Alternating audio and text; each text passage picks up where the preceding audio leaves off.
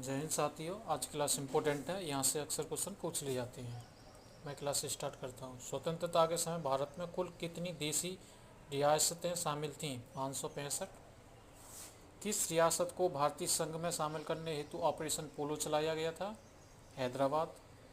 क्षेत्रफल के दृष्टिकोण से सबसे छोटी रियासत कौन सी थी? मैसूर।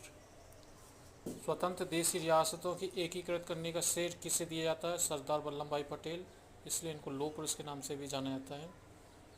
भारत के संघीय तंत्र की अवधारणा कहाँ से ली गई है?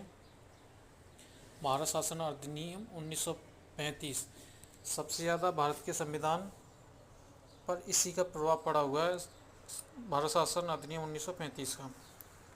सशक्त केंद्र के साथ संघीय व्यवस्था का प्रावधान किस देश के संविधान से लिया गया है? कनाडा का संविधान है।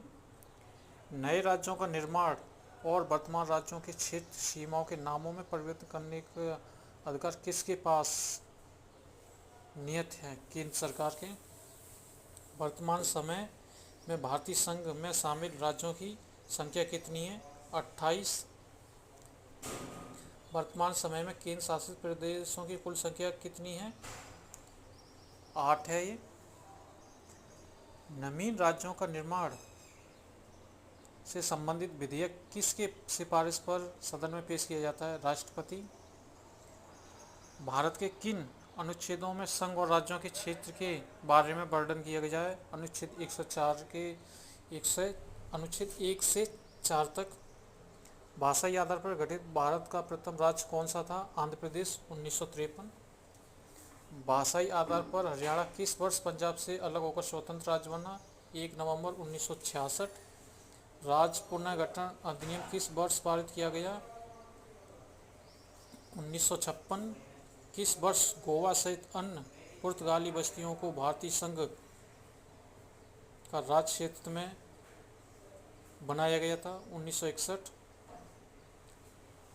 संविधान लागू होने के बाद निम्नलिखित में से कौन भारतीय संघ का एक आरक्षित राज्य था? सिक्किम। हिमाचल प्रदेश को किस वर्ष पूर्ण राज्य का दर्जा प्रदान किया गया? 1971। पांडिचेरी वर्तमान में पुदुचेरी के किस वर्ष भारतीय संघ में शामिल किया गया? 1962। किस संवैधानिक संशोधन के अंतर्गत सिक्किम को भारत का सह राज्य बनाया गया? 35वें संविधान संशोधन। स्वतंत्रता के बाद गठित राज्य पुनर्गठन आयोग के अध्यक्ष कौन थे? फजल अली